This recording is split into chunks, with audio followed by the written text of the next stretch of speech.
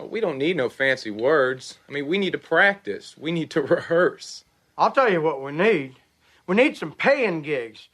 We don't need this messing around, first one patio and then another, and that's ridiculous. Amen. We don't got no goddamn band. We don't need to fucking practice with it.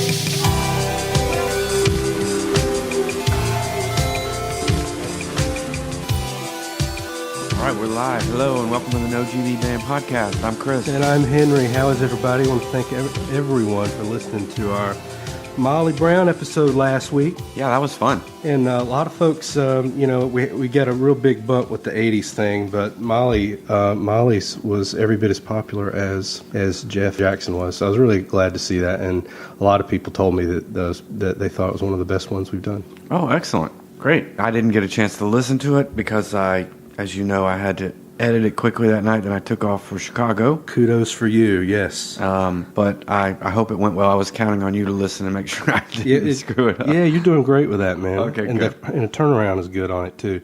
I got to hear about the show in Chicago, LCD Soundsystem. I didn't make the trip. You did. Yes, sir. Not only do I want to hear about the show, but I want to know about Chicago. I want to know about that ballroom and everything. Well, first of all, the Chicago's amazing. I really like it. It's big in a way that New York is not geographically. Mm-hmm. It's spread out. Did you travel by on foot a lot, or was there we did train some, but there's lots of. It's called the L, but it's like underground, above ground. It's like a part train, part subway, part elevated train. I guess is what they call that. Do you pay like a pass for the day or something? Yeah, it's the same as any of the big cities. You just buy like a day pass or a 3-day pass. Straight from the airport. We did not take it from the airport. We Ubered from the airport. Mm-hmm. We definitely could have. The train goes right to the airport. But we found a lot of little neighborhoods that, fit what me and you like in a neighborhood. Yeah. I think, funky very places. Kind of easier than I found them in other places. So that was kind of cool. Went to a record store on the first day and ended up plopping down in our friend Tim Vanderford's neighborhood. Yeah. Which I didn't know I was. Hey, Tim. There. And ended up having dinner with him, but they had an arcade there that had every single classic video game that I missed. Oh, yeah. You put that on Facebook. Like there's some obscure ones that I was really into as a kid, and if you're a video game nerd like I am, I'm a little bit kind of. Yeah, well, Bari, which we have here in Charlotte, is awesome. I'm glad we have it, but it's not going deep. It hadn't done a deep dive yet, I'm sure big cities can do. But oh man, I walked in and they had my favorite game of all time called Tapper, TAPPDR, where you're the bartender operating a Budweiser tap. Did it have Budweiser on? Yeah, because remember we used to talk about that. Yeah, like the Budweiser thing. It's like left or right-handed, so it's got a joystick in the middle, and then it's got a tap on either side, which both say Budweiser. And then you're just pulling taps, you're just pulling beers for people, which is, I think, the '80s were a different time. That was great. So yeah, my geekiness was, but that neighborhood was awesome. We ran into a guy at a bar that was the bartender at this weird little bar that we went to that is the bass player in a band called Naked Raygun. Yeah, I've heard of that band. Apparently the guy that is the singer in Naked Raygun has Parkinson's disease, which is keeping them from doing their thing. Really? But they played with Fugazi, and the funny thing was he remembered playing Milestone Club. Yeah. Which, when we told him we were from Charlotte, so I thought that was cool. That's how I know about Naked Raygun, because I used to read when we were kids a lot of like punk rags, and somehow I got a hold of these, the little newspaper magazines and stuff. I would flip through it, and a lot of the bands I wouldn't know. Fugazi I would know, Screaming Weasel I'd read about, but Naked Raygun was one of those. Yeah, so I mean that was cool. He was super nice.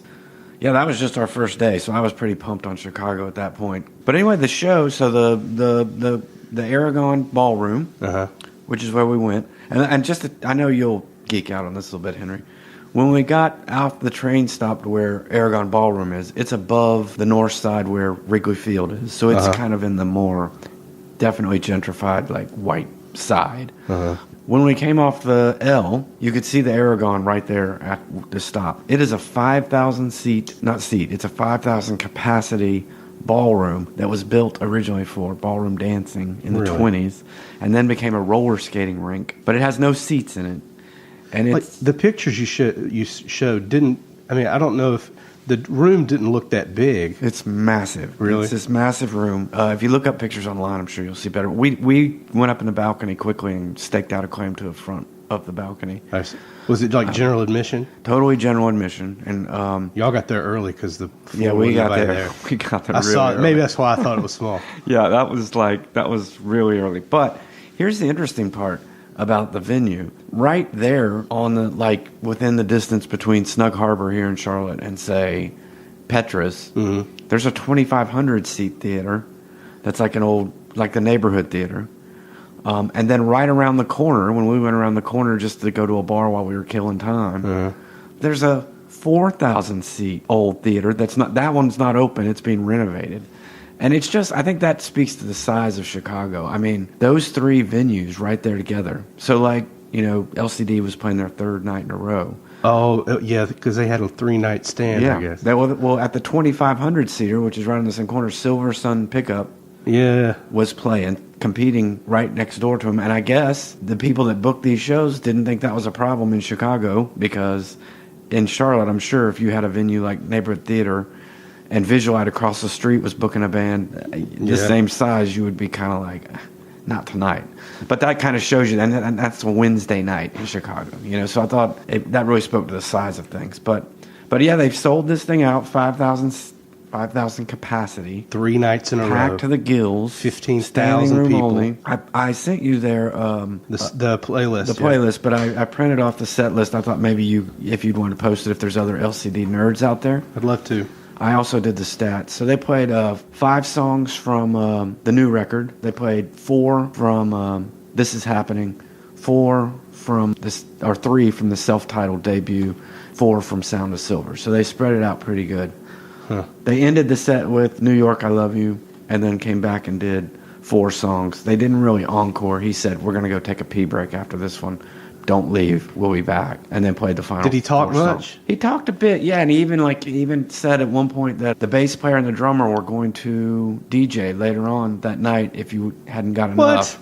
And announced where the club was, or said what club it was, but we never got down there. As if you haven't had it. Like, God, he must work his head I'll be off. honest with you. I was wore out. I'm getting old. I'd been standing up. He's old. He's as old as you. Well, but I've been standing up since 6 o'clock because we got in the club at 6 and they started at 9, and then the show was over at 10:15. I needed to eat and sit down. I'm sorry. And I didn't because you were dancing. And I didn't take a pee break when he took a pee break because there was no getting your place back. So yeah, I definitely was too wore out to go see the DJ set. But anyway, yeah, so I've got this. You can post it for the show later. So scale 1 to 10? I told Megan after I had to give myself time to think about it. The only one that came close was Nick Cave at the Orange Peel. Yeah, because it was such a small venue. Yeah. This was the best show I've ever seen. You could tell he was the kind of nerd that we are too, because it was like he was doing a mixtape. Like the set list, I thought was perfect. I thought that was why it might be neat if you know LCD, or if you don't, take the playlist that Henry will show you and play it back to back to back. And even in the car, it works beautifully. So yeah, I think I can also probably post it on our social media. Just do the playlist. That'd be good. Yeah, they made me forget they go from up-tempo dancey stuff to they did some of the most punk stuff you've ever seen, just guitar. They had a feedback like ending to one song that was just like a minute of just pure pandemonium. Then all of a sudden it breaks out with one of their dance beat things and people are just like losing their shit. The slow songs, they went into a couple slow numbers with like the New York song. And he wasn't flat or anything. No. I mean, I've never thought he had a great singing voice, but he never loses, like, he never goes out of tune or whatever. He's just, you know, he's got a small range and he does. Stark stage setup or no? Was it? Yeah, it was just like the movie. If you've seen the movie, I've seen it, they're basically all set up like in between machinery, and they're all kind of facing different ways. And the drummer's up front near him, and you know he'll grab sticks every now and then, start beating on the drums or cowbells or whatever. The guitar player's over by himself, just dancing his butt off and having a good time. And yeah, I mean, except for the fact that the venue was so packed, it was almost impossible to get back and get any kind of drink during the set because you were never going to get back to your spot. Yeah. What about the age range of the crowd? That was interesting. There was definitely a 20-something contingent, but it was definitely It was majority our third. Well, we bracket. were probably a little bit in the older range, but the 30 somethings were definitely the. I'll have to show you the T-shirt I got, which says something to the effect of my middle-aged friend went to LCD Soundsystem, and all I got was this stupid T-shirt I bought for myself. But yeah, so I think they are very much aware of that kind of thing. So all right, here's to you, James Murphy. Keep it up, man. I felt bad because I didn't get a chance to vote. I wonder. I was going to ask you, but it looks like everything went all right without me around. So yeah, we didn't need you on this one, I guess. That's good. I was about to say, I hope you voted absentee, but I don't want you to feel guilty or anything. So Vi Lyles won the mayorship. Yeah, and that guy outspent her, from what I understand, by a lot. Well, the narrative up there obviously was more national, but it looked like Virginia was a good day for the. It looked like it was a good day overall. Yeah, I'm hoping this is just the beginning of the big pendulum in 2018? It worries me that at least the national media that I was watching up there worries me a little bit that they were so hyped up that Democrats who don't like to vote anyway are going to be like, oh, the job's done, and not come out in 2018. Yeah. You know what I mean? Like, yeah. I guess I'm a little neurotic, but Jeff Jackson says that Democrats don't show up very much in the midterms for some reason. Well, I think he's right, but boy, I don't think they show up in the whatever this was called either, and they did. So I think Trump is stirring the pot. Some of the press that I read said that Trumpism without Trump doesn't work. Well, that you have to be that kind of weird, not make sense guy for it to play. But in Virginia, I don't think they have much tolerance for it anyway. Well, I think the interesting thing to me is going to be: is this going to make regular Republican candidates now that were trending hard right to be part of this now go, holy shit, I got to pull back to the middle, yes. And they start bucking up a little bit instead of being super quiet.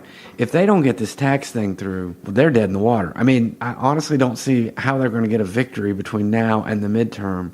And they're going to have pissed off all the people that sent them up there to do this hard right BS anyway. Yeah. And everyone else is going to be like, we're tired of this. So I think I'm more interested to see what happens to the mainstream Republicans now. Do they go ahead and turn back to, oh, we've got to be sensible again and stop this nonsense? I haven't yet. Did I hear one Republican expressing some misgivings about this new tax plan? I know it just got out today, and I only know probably some of the more left-leaning things about how they're going to take away teachers being able to deduct buying supplies for their classroom. Well, I think I think in a lot of places too, taking away the state and local deductions so that you're basically taxed twice is going to. It may not bother people until it actually happens, but then people are going to be like, I think the same as didn't the Medicaid expansion pass in that one state? Maine. Yeah. Yeah. People want their health care and people want their tax deductions, even if they don't know it, even if they're too idiotic to vote that way. But once it actually happens to them, they're like, I wanted rid of Obamacare. I didn't want rid of my health care. I think some of these chickens may come home to roost, but we'll see. I don't want to get too hyped on an off year thing. Well, let's hope for the best. I know me and you both were going to run as dog catcher and vice dog catcher, but everyone in our area is already Democrats, so we probably shouldn't do that, right? Probably not. Okay. I guess we'll just go right now to the whiskey segment. Whiskey is pretty cool. Whiskey is pretty cool. It's like what once was skin, now is butter. Nerves that were twisted and tweaked are now smoothed out, like soft water moving over rocks, long before Kevin Bacon and Meryl hit the splashy beast. Yeah, man, I like whiskey too. Henry Gordon, what is the whiskey of the day? This is Bushmills Black Bush.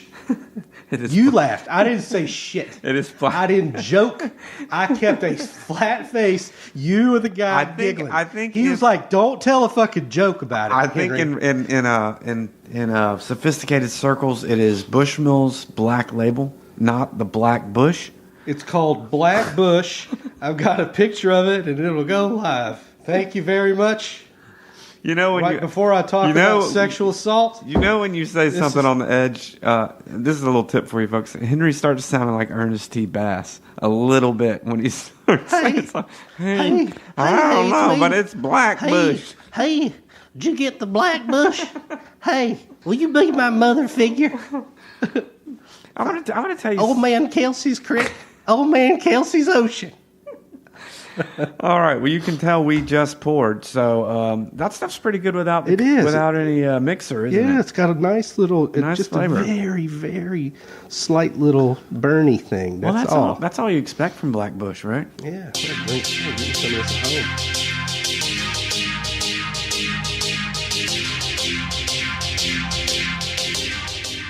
So we're taping on the night. People might not know we're taping on the night that Louis C.K. That all hit our phone today. hits. We love this guy. And why don't the hell? I mean, did he make somebody have sex with him? No, not in the article I read. But if you lock the door and then get naked and masturbate in front of people who don't Want it. But I think the lines get blurred in entertainment about seeking employment and gaining employment. Why Perception that these entertainment? people are just friends and there's no expectation of like that they can just be I don't know, man. Okay, now I'm not talking about but like the higher echelons of like CEOs. Well, and let's VPs talk and about stuff. one of our favorite television shows What?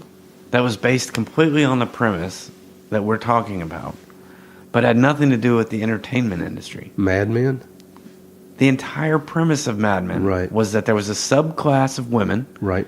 who were sexual. In fact, the main woman in the show, correct me if I'm wrong, to get ahead and become a partner, she had to agree to sleep with one of the clients and took one for the team, right? I think so. Yep. And so that was the only way she became a partner. So this wasn't like this is. Yeah. So what I think the entertainment industry is getting all the press because we know who these people are. So you know who Kevin Spacey is. Right.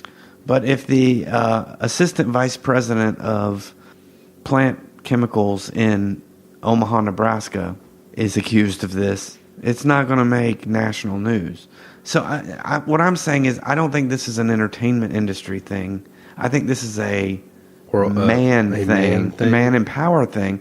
I think it's the entertainment industry that's getting all the press because we know who those people are. So you believe that there's I wonder if with all of this in Hollywood, if we're also going to see an increase in actual sexual harassment and sexual assault claims in the corporate and business sector as well. I think we already are. So there was one today that was a politician that was less publicized, but the guy that was the Ten Commandments guy in Alabama. Roy Moore. Yes. That what do you mean hasn't been well publicized? Oh, I'm It's sorry. everywhere. Well, the only news I've had people bombarding me with texts about Louis C.K., but I had to read about more on my own. No, so I didn't. More came out before Louis C.K. hit our phones I'm about sorry. 3. No, it's fine. It's like 3:00 or whatever. I'm just That's saying like- it's not entertainment people only. I guess. I mean, obviously politicians are well known too, but I think this is happening across the board. She was 14. He was 30. Yeah. And it was years ago. Okay, I'm going to do it. I'm going to do this. Let me play devil's advocate. Okay. And I am glad that this is happening. I'm glad that people feel safe to come out, and I'm glad that it's happening. And all of these dudes, if they did what is being claimed, need to go down. But there is, having gone to law school, there is a little bit of like innocent until proven guilty in my mind. Like, I don't doubt that Louis C.K. did what he did. But basically, he's done. His career's done. I mean, no matter what, like Bill Cosby's career is done. It doesn't matter if he's convicted in a court of law. So, I think of guys that I want to claim, and I could be wrong. There are a couple guys, like the guy from Bright Eyes and the guy from Modest Mouse, who both were. They didn't do it. Well, we assume they didn't. Me and you. Well, hasn't that been adjudicated already? Adjudicated. Adjudication. Hasn't that been adjudicated? OJ was adjudicated not to have killed his wife as well. Okay. But what I'm saying is, it's more the court of public opinion. We both agree that the guy from Modest Mouse didn't do it. So he's fine. We don't know. Oberst didn't do it. But do you know the facts of the Oberst case any more than you know the facts of the Roy Moore case? No, but she said the girl that accused him recanted. And okay, but why did she recant? I don't know that. Of course you don't know that. And I'm not saying she didn't recant. And I'm not saying that happened. I'm just saying when it's on a... Okay, how do I say this? You're saying anybody can accuse anybody of everything and then ruin them. when you don't Right. when you don't drill down to these specific cases, when you come out to a generalization of you, in this country, you have the right when someone falsely accuses you to say, man, I didn't do it. and I want it go to court, and then when I'm proven innocent, I'm innocent. That is not what is happening here. No. This is like Right. the McCarthy Red Scare.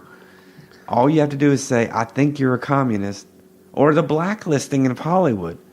You are a communist, so you can't write scripts anymore. Now, that said, I think most of these women, Are telling the truth. I have no reason to think that they're not all telling the truth. I don't want to say, I'm not condemning people for coming out and telling their stories.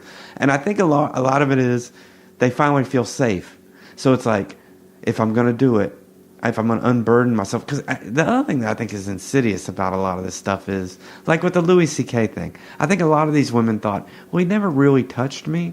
So if I come out with this, people are going to be like, why'd you sit there for that? And then there's this guilt that they have. Right.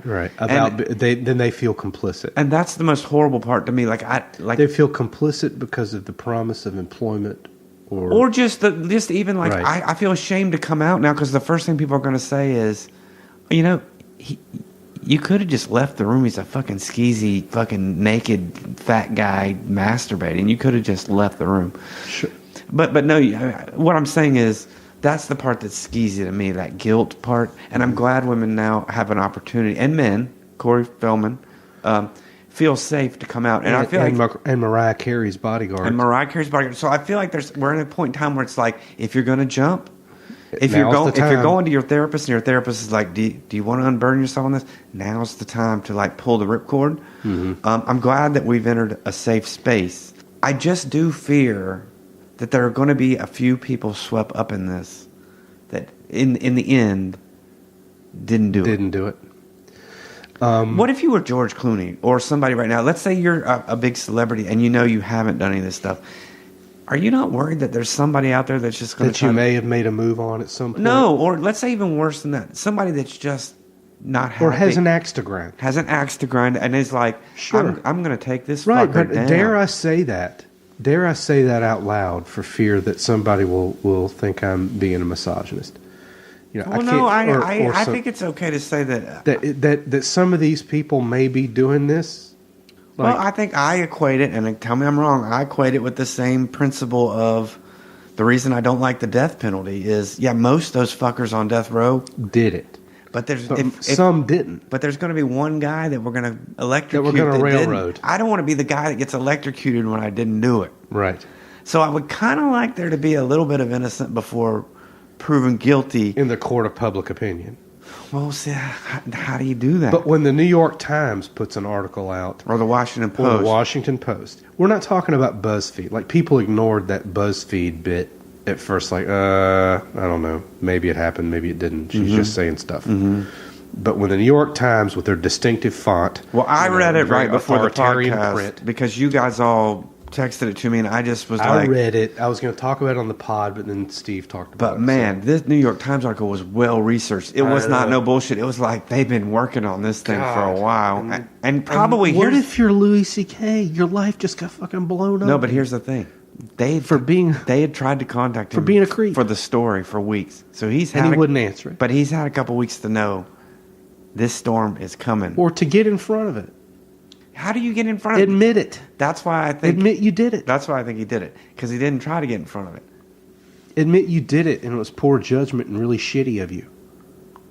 But I mean, Kevin Spacey's gone to rehab. He might as well not come back because he's going to go to jail. If Louis C.K. said, I've had hard times in my life, did some shitty stuff that I wish I'd never done, would that be careful. Be very careful where you're going right here. Do not try to mitigate what he's done. But he didn't do it.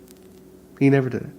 He didn't do it. No, he didn't. He didn't try to. Oh, but how do you mitigate? Like, how do you mitigate what he's done?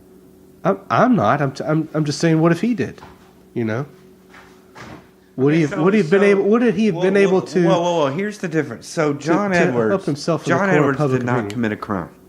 John Edwards just had the worst judgment in the history of humanity and made a huge fucking mistake. Huge. So you can apologize for that, whether people accept it or not. I'm No, wait, not- no, wait. I'm let not me- apologizing No, for no, it. wait. What I'm saying is, so But would the public look favorably upon someone who just admitted it straight up and said, "I wish I had handled it better"? Louis C.K. has denied this for so long and continued the behavior. It's almost like a disease. So are you saying he'd been accused of this and then continued the behavior after he had been called out about it? I knew about this a year ago, and I'm not like a Hollywood insider. Tig Notaro started her show on Netflix with Louis C.K.'s help, and then she called him out. And Roseanne Barr, we saw, called him out last summer, which was... I didn't see that. But no one took her seriously. The rumors around Hollywood about Kevin Spacey have been for years. They got footage of Courtney Love talking about Weinstein way back. Our friends Tim and Kristen reminded me that there was an episode of Family Guy from 6 years ago that talked about Kevin Spacey trying to touch guys on the set. So this is not... Shit, I didn't know that. It's not stuff that's like... So it's stuff that's kind of hidden in plain view. I think that we can play this out in a very clinical kind of way in which we don't understand context at all. Nobody talks about any drugs and alcohol being involved on both sides of the aisle here. What? Tell me a This is fucking rough, context, dude. I can't. Tell me a context Look, that's no, not. it's just wait. how Tell do me I a dig? context that's I'm not trying to dig off. That's not social or personal in a business, Sorry. a business or work environment where you can get naked The business and start and work masturbating. environment stuff doesn't occur to these guys when you're in it. It's But not they about they that. are. But they are. It is what that is where they're at. You know, that's assumed for me. That always assumes this not hyper, but this very professionalized Okay, environment. let me ask you where this. there's a clear distinction between Let me boss ask you and this. employee, and Let me the ask you this behavior then. of an employer and all those things. But those lines are blurred. It seems. Let me ask you this then. What green room have you been in I've Galaxy? never been in one. Oh wait, yes I have. Sorry, What green room have you been in at a club where you thought, you know what, I'm going to get naked and just start masturbating? never. Why? It's inappropriate. But what if that was But your we- predilection? But we drink, you know. But So it was the drinking. If you hadn't been drinking, I don't know where are you going with this.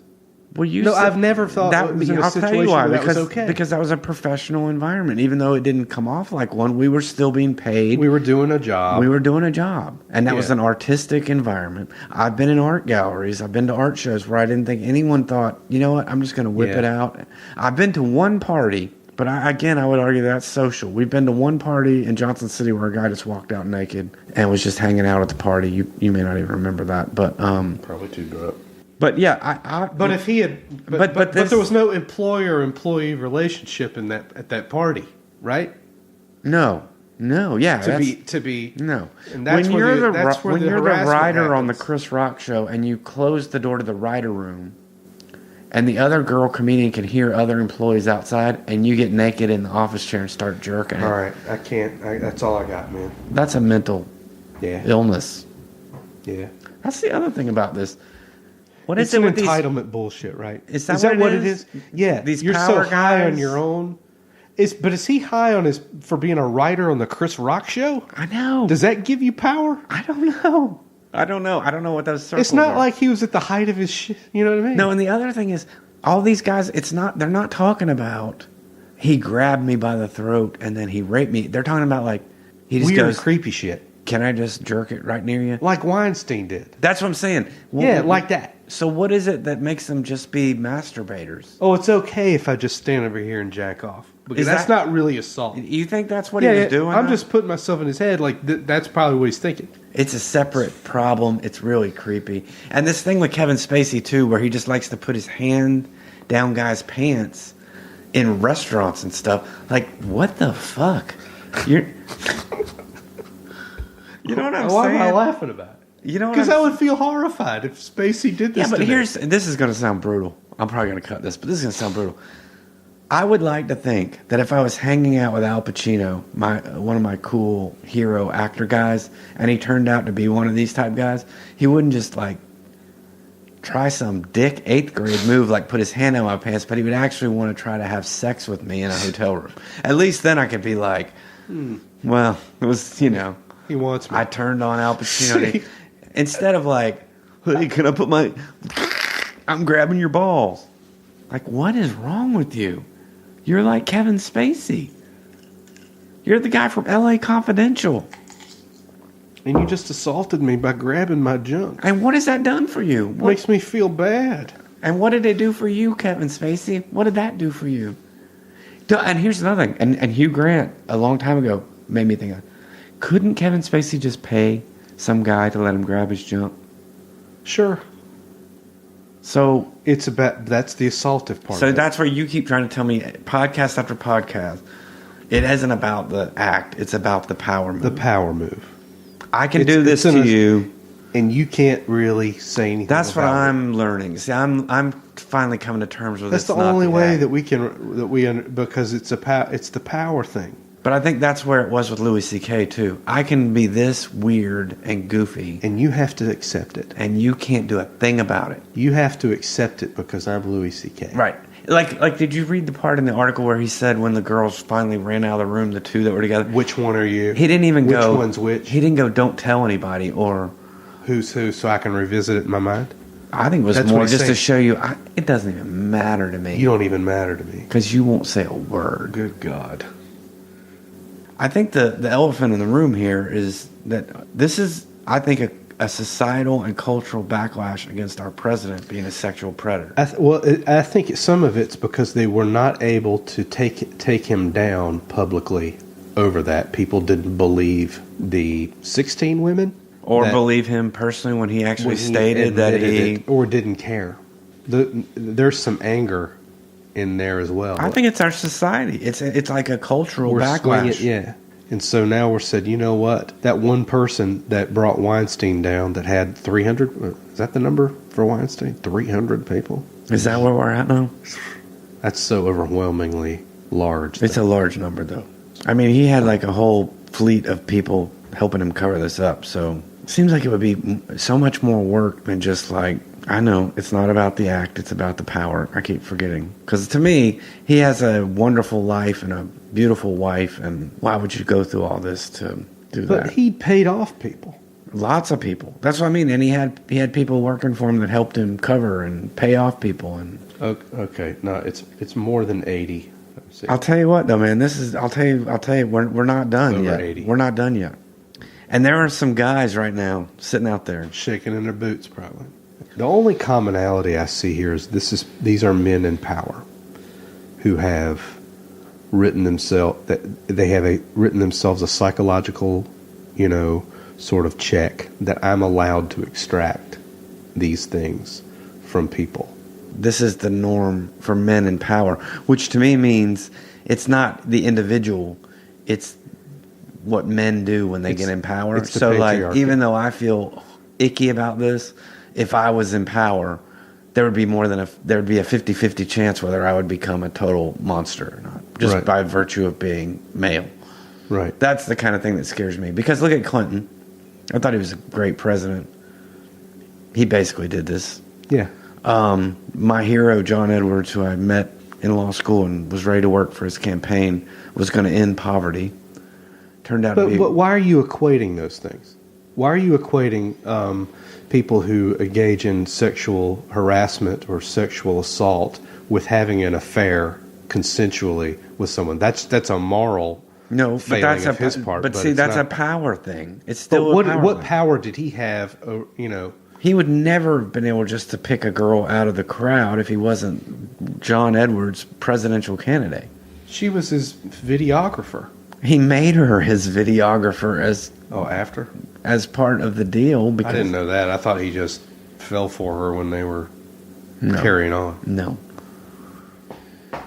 I thought that. Do you think Monica Lewinsky really would have just? No, I'm not talking. Yeah, that's totally. But what I'm saying is, men in power end up doing things outside of.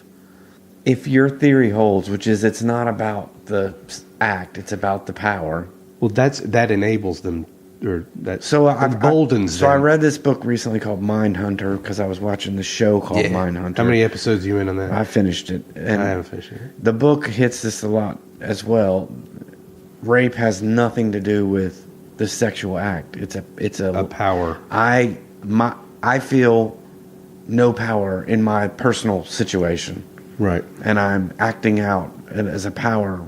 And I had trouble understanding that. Like I had trouble understanding how raping a 70-year-old woman would make me feel powerful.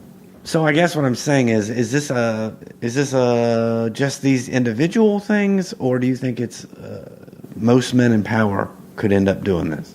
Do I believe that most men in power?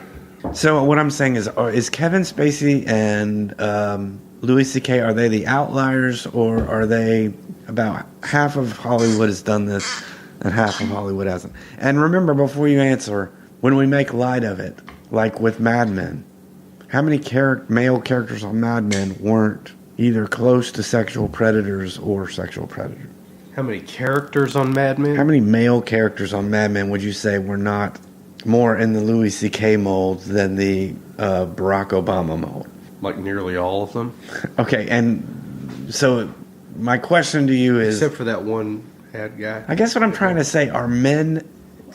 Is there something inherently bad in us as men, genetically, culturally, however, whatever, that predisposes us to this stuff? Yeah. Or are these guys just individual monsters? Are we predisposed to aggressive behavior because of the testosterone that's coursing through our veins? So it's okay to exert power economically, socially, but not in a sexual way. I'm saying that but then there's these people that try to say, I'm beyond... That entices them. It's like the cookie jar. It's like, oh, I know powerful guys can exert power in all these awesome ways, except this one, but I can go into that realm. I'm saying that if the world is writing you a check that says it's okay to victimize people, and professionally, it's okay to victimize people economically, it's okay to victimize them legislatively or whatever. Why is this part? Why can't I victimize people sexually? Or even more, the other way I want to victimize them is the way that everyone says I can't, because I am that powerful. Right, and it validates my power. It's like a game. So like, okay, right. if it's not even real. If I'm in a game with 10 guys, Bill Gates, the guy from Omaha that everyone likes, Warren Buffett, those dudes, and I know that 7 of those guys are going to play it by the book, I can tell you one way I can beat those guys. I can do the forbidden stuff and get away with it. I don't know that it's that. Think about it, though. I'm not sure that they think that way, but it's just... Think about Trump. You don't think Trump wants to do everything Trump does is to say, I'm the most powerful guy in the world? Including grabbing him by the pussy, right? Because you can do that. I can murder someone in the street. And they won't even care. They won't even lock me up. And this is the same thing that people like Louis C.K. would be high on. The same guy, okay, that has been emboldened to do... I wouldn't call it an incendiary piece of art, but a certainly groundbreaking piece with Horace and Pete that has had stand-up routines that that people go crazy about because they're real and true and accurate in a lot of ways, despite society's mashing it. That same guy who's got balls to do that, to take risks. He's been rewarded for that. Risks and has been rewarded. That same dude he's high on the same thing that causes him to try to extract sexual things from people who are in his orbit. Just see if to see if he can do it, to get away with it. Yeah, I guess, because I don't know. I'm to take advantage of people financially, to take advantage of them professionally. All that stuff is sanctioned. Capitalism says it's okay to take money from people. And extract money from them here. It's okay to take advantage of people professionally or whatever and extract from them in some way. These areas, it's okay and acceptable. It's the game. Right. Here, with women and whatever, isn't that the game too? That's the thought process I'm trying to emulate here. Isn't this the game too? Don't Or I no. get to play the same game here Or isn't that I that- get to play all over here? Or isn't that the real game? Because it's the forbidden. So let's see who can play that game and get away with it. I don't- Because if you can play that game and get away with it, you're in the super elite powerful. But here's something we're both being insensitive about. All of these games, I think we've done a great job, at least for me, of understanding where this is going. I think we're getting to the truth. Yeah, but here's the thing. It seems like women get to be the victim in all of these games. Right. Or the majority of these games. Like, oh yeah, it's fun to analyze. Right. Even you guys analyze why these guys do it. But I'm sure it's not fun. It's not fun for them at all. No, I'm saying it's fun to listen to us analyze it. I'm just saying the end result is women getting stepped on. Yeah. They get the biggest issue for me is learning about this is the not the act. It's the guilt that the victims feel like they were. Like, what did you think? Like, I felt like I was predisposed when I heard about the politician guy to go, well, why did the 14-year-old girl go over there the second time? Like, why did she go to his house? And then I was like, oh, about Roy Moore. You're victim blaming. You know what I mean? Like, she probably feels guilty about that. There's a certain segment of the population that's going to say that. I know that, but she feels guilty about that too. Yeah. Like, but you know what? She was 14. And didn't know any better. Well, even if she did know better, she's 14. Yeah. She's allowed to do that and not be raped. Did she get raped? Well, he got naked and she got naked and he touched her sexually. So that's... According to report. Yeah. I hate that argument that, like, well, if you kept going back, you're must culpable. Have been in it no, too. When you're a minor, you're not culpable at all, because even if you agreed to it, you're still a minor. You're not allowed to agree to it. You don't know enough, by law, you don't know enough to even agree to it. So don't feel guilty. And I know, like, that's hard. You know, like the guys, when I think when the whole but she's conflicted. It's attention from an older person. Well, we don't have to justify her thoughts. I'm not trying to justify. I'm just saying that anyway. Yes, no, but it's the same thing with these guys. Like, you heard a lot of these guys that were altar boys that came out when the whole priest scandal came out, and they're 40 and 50 years old. And the biggest problem I feel like they had was not that, like, they had physical injury from the rape, or they had their biggest problem was they felt guilty their whole life that they had participated in this. They felt complicit, or a lot of them, their body's betraying them. Yeah. Well, no, just like you're 40 and you're like, I was raped by a priest, but at the time I liked it. Like, they don't want to, like, you don't even want to hear it. You're not supposed to hear that part, but like that adds a layer of guilt, shame, and like. And that's a very powerful thing, shame. I think guilt and shame are more powerful than the other effects. The added thing, the thing I want, the added guilt has got to be, because I think we both, every human being has things they feel guilty about. Those things stick with you longer than things that hurt you. Like your motorcycle accident is not going to stick with you physically the way things that you've done in your life that you feel guilty about will stay. Gnaw at you every day. And that is, and just to finish up for me, like, that is why I'm glad that these women now have a safe space to rid that guilt. Like, I hope. Yeah. I mean, holy shit, society's basically saying now is the time. Yeah. But it also puts all these men on notice. Like today, this is the line in the sand, dude. We know it. But let me ask you this real quick. I know, and this is like, we probably got enough for 2 episodes, but let me ask you this real quick. So where do you stand on, I would really like to see Horace and Pete. What do I do? You tell me. What would you... Do you watch it? I haven't watched the end of it. Well, but let me ask, what... Jessica says it's sad as hell. Okay, but should I feel okay about watching Horace and Pete? A piece of art? I mean, have you listened to records from musicians that are probably engaged in this kind of behavior? When I knew they had engaged in that kind of behavior?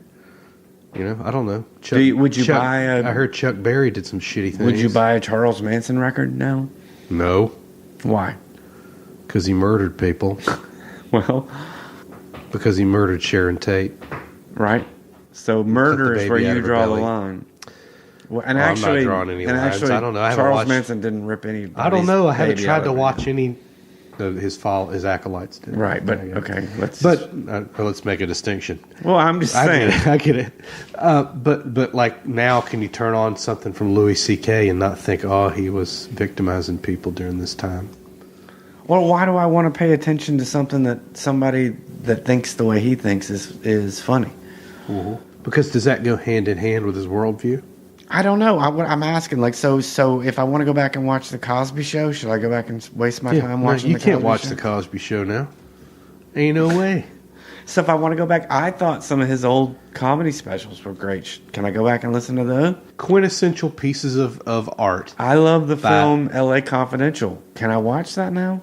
Knowing that Kevin Spacey did that? And if I forgive these guys, if I do the Pete Rose thing where I'm like, yeah, he was a shithead, but he still deserves to be in the Hall of Fame. That's just gambling. Well, but let's just say, like, let's just mitigate. Let's just say what he did on the field makes him deserve to be in the Hall of Fame. Uh-huh. So can I just say what Kevin Spacey's done on film, I can watch it because everybody's got demons. Is that how, like, if you so Reservoir Dogs was a Weinstein film. Pulp Fiction was a Weinstein film. Can I now not watch two of my favorite movies of all time? Without knowing that you're putting money in his pocket from streaming it? Well, I don't think there'll be money in his pocket much longer. I think they're taking over his company, but still, like, that he enabled the production. well, I'm supporting that. I'm supporting a culture of. And how far do you go before you become like 1984, where it's like all art must be thrown in the trash because everyone's committed some sort of grievous sin against someone else? And do we start tossing out everything because of a grievous? Yeah, I heard it. I listened to this. Else? I listened to an episode of Fresh Air today, where the guy that just put out a book about Lou Reed, a new biography. That of Lou sounds Reed. interesting. I'm a sucker for rock bios, man. Me too. I am too. But Terry was kind of going to read the petty. I don't want to read it really. Well, I want to know what it's out there, and I won't touch it because I want to wait for the time when I want it. When you want to read it. Well, there was, Terry was kind of hinting at, obviously Lou Reed beat at least two women that he was either married to or was boyfriend, girlfriend with. Great. So how do you square that up? And he said, like, all you can do is be truthful. The guy had this part of his life and the guy had this part. They were both pieces of the same guy, and all you can do is be truthful about it and say it was despicable. This part of what he did was despicable. But he also wrote, Waiting for the Man. Do you think you can do those things without engaging in hero worship? Can you? I can. Lou Reed's Lou Reed's an interesting case. I don't think Lou Reed would have written as good a music if he wasn't as big of a shithead, because he was so honest. His music was stunningly honest. I went back today and listened to some of his songs, and I was like, how did this come out in the 70s? Anthony DeCurtis. Yeah, I know him. Yeah, I mean, go back and listen to some of the lyrics of some of his songs from the 70s, and you're like, how did he get away talking? This is after Velvet Underground, like Waiting for the Man stuff. I mean, even right? Velvet Underground, but I mean, there's stuff about having, homosexual sex and coming and shooting the spike into my vein. How do you come heroin? He was bisexual, I think. Yeah, and all kinds of stuff like that are blatantly in his songs, and you're like, but if he wasn't such an asshole, you wouldn't have got those songs. If he hadn't had that edgy existence. There's a couple songs that DeCurtis points out were from Coney Island Baby, which is his like tribute to the girl who was a transgender person he lived with for 3 years named Rachel. Right. Who took all his shit and left. There's stuff on that record where you're like, if he wasn't a dick, and if he wasn't all right, okay, so here you got you would something never else have real. gotten all right, Coney here you've Island got Baby. something else to reel. The spiky bits of us can produce the madness, art. Right? The madness. Those are the things that also make great art. Not always, but I'm saying that it can. Many times. Look at that movie Pollock. I don't know a lot about Jackson Pollock except the movie, but he looked like a totally. Kanye West is a fucking mess.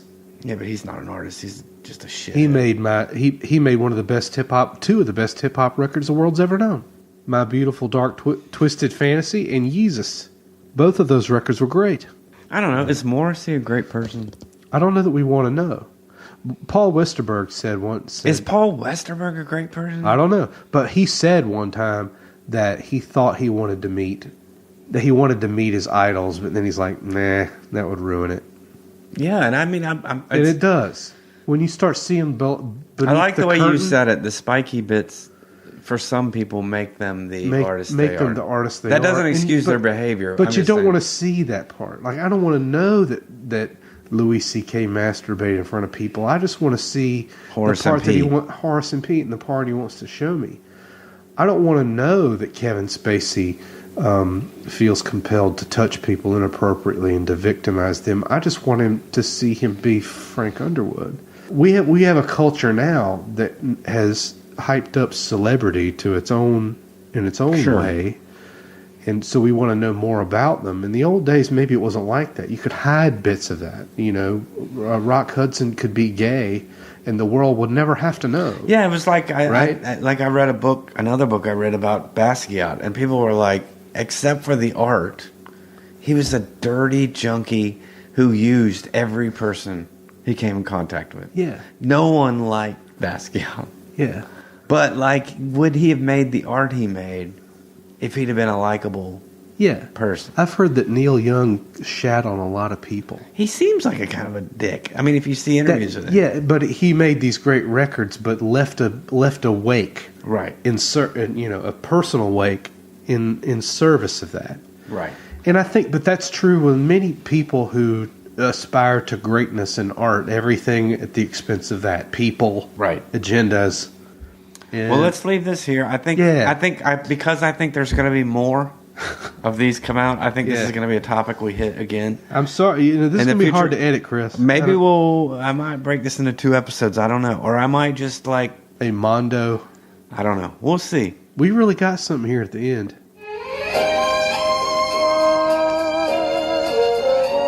Current events.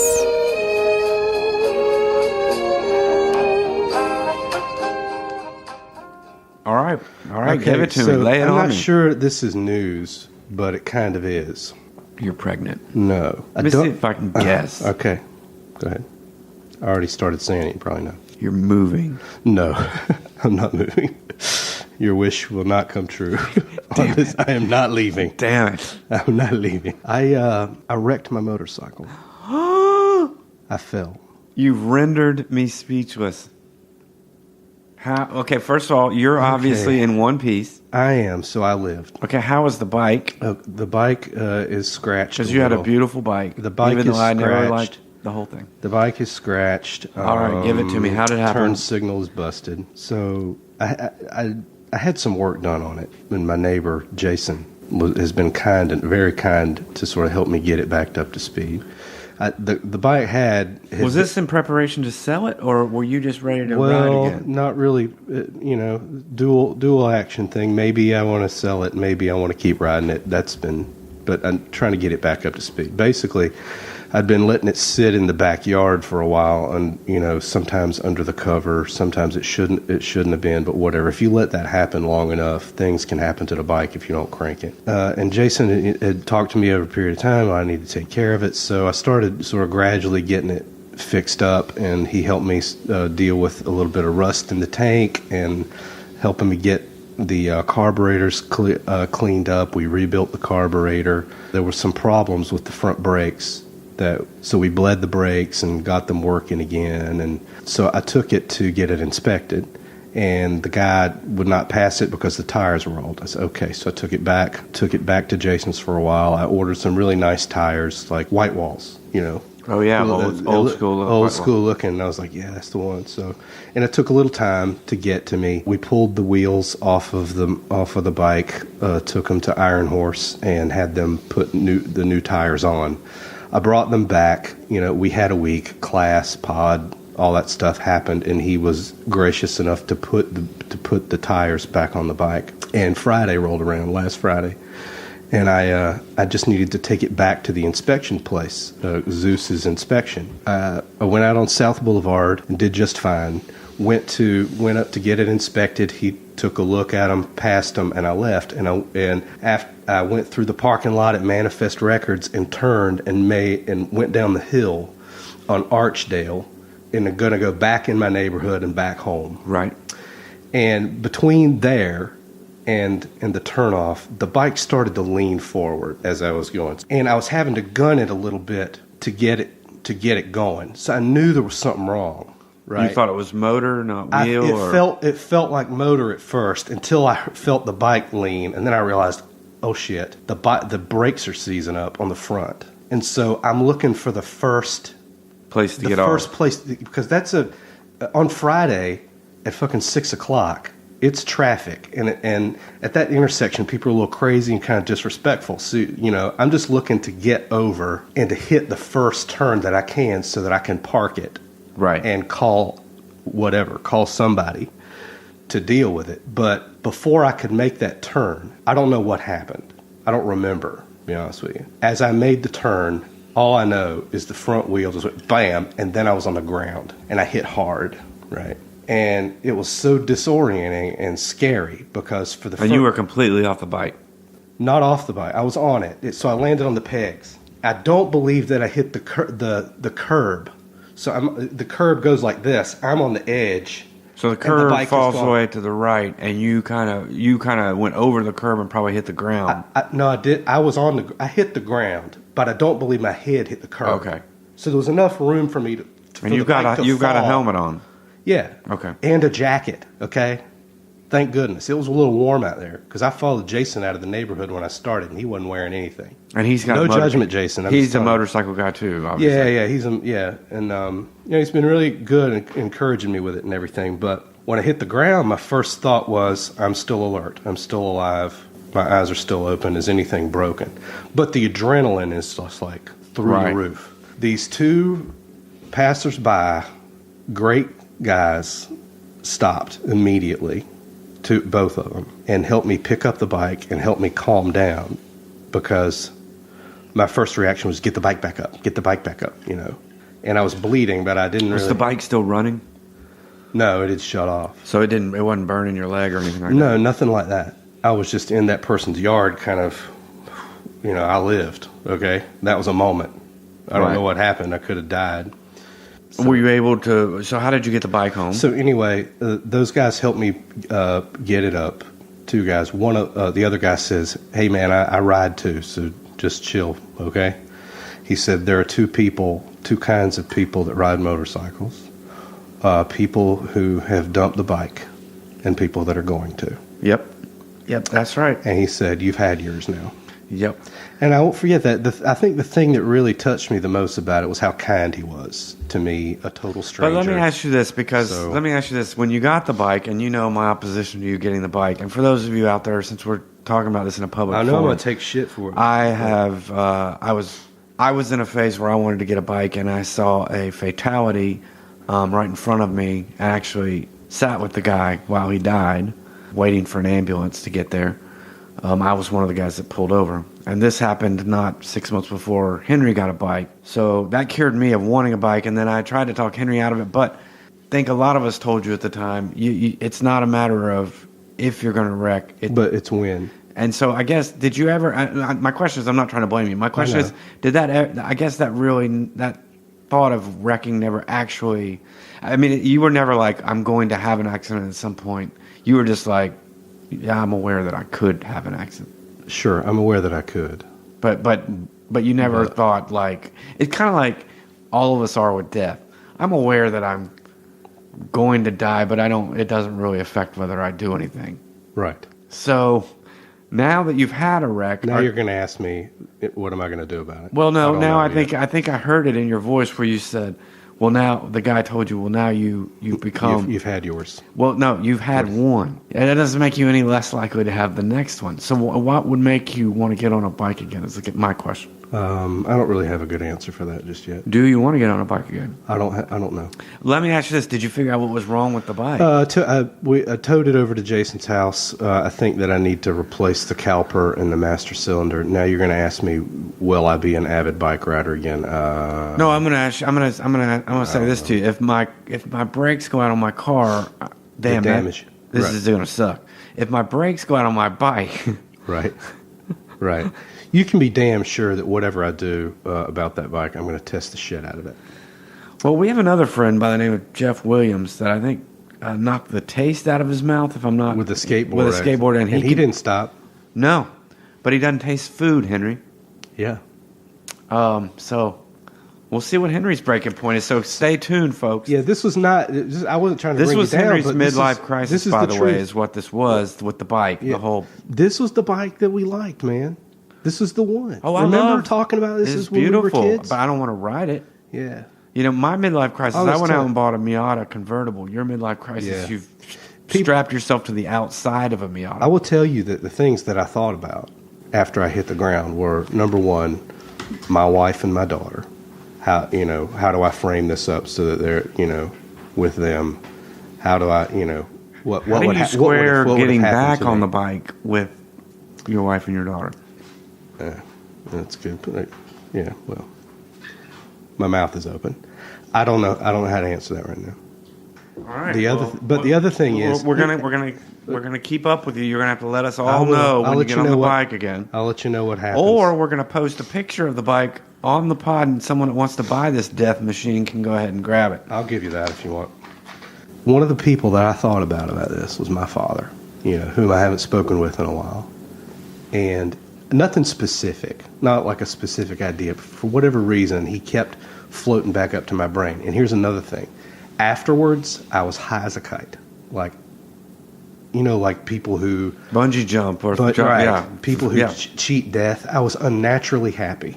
Yeah, sure. So I started to identify, okay, this is what people who, bungee jump or skydive or, the guys that fly, that's kind of what the elation that they search to capture and feel. I'm not sure that this is a great way to do it, but... All right, we'll keep up with it. I'm going to keep on you, and we're going to keep folks in the loop. He knows where I stand on this, so we'll keep you folks posted.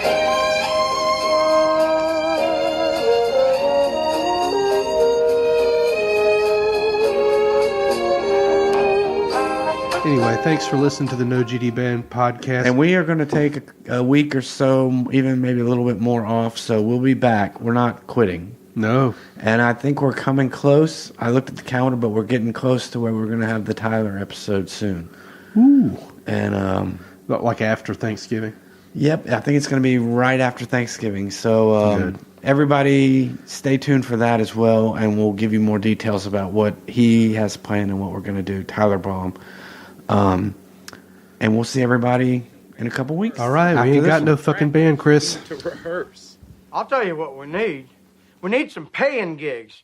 We don't need this messing around, first one patio and then another, and that's ridiculous.